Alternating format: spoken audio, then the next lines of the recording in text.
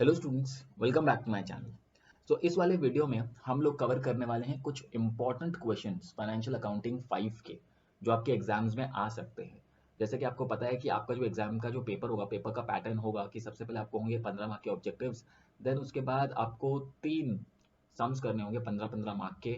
अब उसके अंदर लोग 8-7 भी कर सकते हैं, 10-5 भी कर सकते हैं। एंड जो लास्ट के आपके क्वेश्चंस होंगे वो होगा थियोरी। अब उसमें आपको या तो 2 करने पड़ेंगे 8 और 7 मार्क्स का, या फिर शॉर्ट नोट्स लिखने पड़ेंगे 3 5 5 मार्क के। ठीक है। उसमें कौन कौन से क्वेश्चंस आ सकते हैं, अगर तो आपने अब तक नहीं पढ़ा है तो मेरे ख्याल से आपको पढ़ लेना चाहिए। तो सबसे पहले अगर चैप्टर की बात करें जो सबसे इंपॉर्टेंट है सारे थियोरी में, मैंने इंडेक्स वाइज नहीं जा रहा हूँ, जो मुझे लगता है कि सबसे ज़्यादा इंपॉर्टेंट चैप्टर है वो है पहले बायबैक। पहले आपको बायबैक की थियोरी पढ़नी चाहिए। बायबैक के अंदर से आप क्या क्या एक्सपेक्ट कर सकते हो, क्या क्या आ सकता है। एक तो है सोर्स ऑफ बायबैक, दूसरा है कंडीशन, और तीसरा है मैक्सिमम लिमिट फॉर बायबैक। ये 3 मेन क्वेश्चंस है जो मेरे ख्याल से आपको आनी चाहिए एग्जाम में जाने से पहले। बायबैक के अंदर से बात करें तो और भी क्वेश्चंस हैं, बट मेरे ख्याल से ये 3 क्वेश्चंस ज़्यादा इंपॉर्टेंट है जो आपको पता होने चाहिए। बात करें अब अंडर राइटिंग चैप्टर की। अंडर राइटिंग के अंदर है ना 2 मेन आंसर्स है, जिसमें से एक है टाइप्स ऑफ अंडर राइटिंग, जिसके अंदर partial under writing, form under writing आता है। बहुत ही इंपॉर्टेंट क्वेश्चन है। और दूसरा एक हो सकता है आपको सिर्फ पूछे कि what is under writing commission, तो आप अंडर राइटिंग कमीशन के बारे में कुछ ना कुछ लिख सकते हैं। अंडर राइटिंग चैप्टर भी इंपॉर्टेंट है थियरी पॉइंट ऑफ व्यू से। अगर बात करें बायबैक की तो उसमें 3 क्वेश्चन है, अंडर राइटिंग में 2 क्वेश्चन है। अब बात करते हैं अमाल कमीशन की। अमाल कमीशन के अंदर से आप क्या क्या एक्सपेक्ट कर सकते हो। एक जो सबसे ज़्यादा इंपॉर्टेंट मुझे लगता है वो है ये डिफरेंस बिटवीन परचेज और मर्जर मेथड के बीच में क्या डिफरेंस है। ये भी कई बार पूछते हैं एग्जाम्स में, कई बार रिपीट हो चुका है, तो मेरे ख्याल से ये क्वेश्चन बहुत इंपॉर्टेंट है जो आपको आना चाहिए। एंड दूसरा है कि परचेज कंसिडरेशन क्या होता है और उसके मेथड्स क्या है। ठीक है। परचेज कंसिडरेशन तो आपको पढ़ना ही है, इंपॉर्टेंट है, काफ़ी ज़्यादा इंपॉर्टेंट है, ऑब्जेक्टिव्स में भी काम में आएगा। एंड मैं आपको बता दूं कि ये जो अमाल कमीशन का एएस है, एएस 14 है।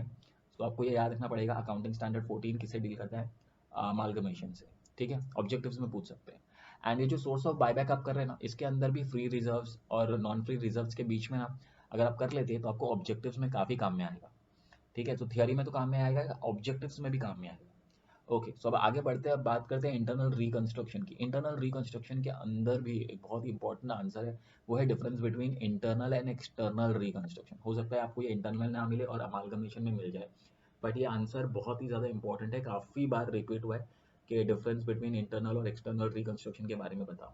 ठीक है। ओके, अब अगर आगे बढ़े तो बात करते हैं और एक इंपॉर्टेंट आंसर की इंटरनल रिकंस्ट्रक्शन में से, वो है नीड फॉर इंटरनल रिकंस्ट्रक्शन की। इंटरनल रिकंस्ट्रक्शन करते क्यों है। ठीक है, ये भी एक इंपॉर्टेंट क्वेश्चन है।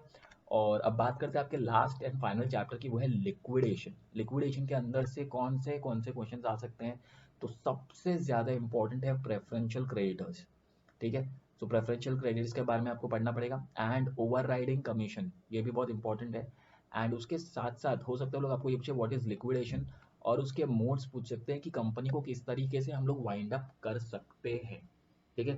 ये कुछ इंपॉर्टेंट क्वेश्चन है जो मुझे लगता है कि आपको एग्जाम में जाने से पहले आने चाहिए। अगर तो आपने इनमें से कोई भी आंसर नहीं किया तो आप इसमें से भी और थोड़ा लिस्ट शॉर्ट कर सकते हैं, बट मेरे ख्याल से इतने क्वेश्चन तो कम से कम आपको आने चाहिए।